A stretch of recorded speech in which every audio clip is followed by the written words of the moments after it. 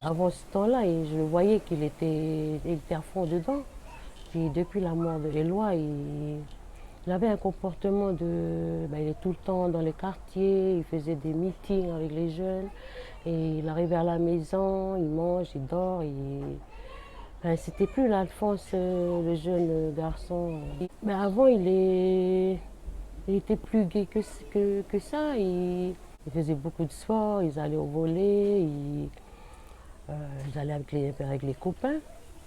Et puis, depuis la mort à Éloi, il est tout le temps à la maison. Des fois, il s'enferme dans sa chambre, il travaille sur des documents.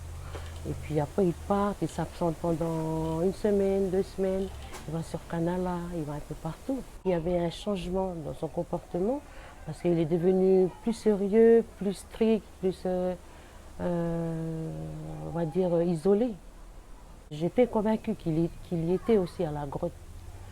Mais le rôle de responsable, des preneurs d'otages, j'y ai pas pensé du tout que c'était Alphonse.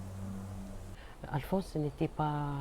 Ben, il est mort, sa mort comment a été provoquée en le laissant sans soin.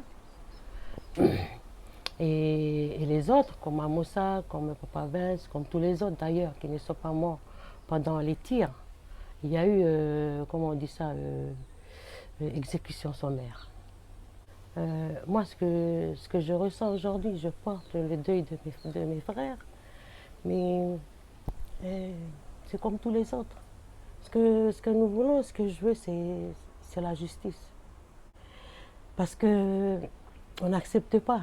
Moi, j'accepte pas que l'État français vienne jusqu'à un territoire français pour tuer les Français, tuer et spécialement les Kanaks.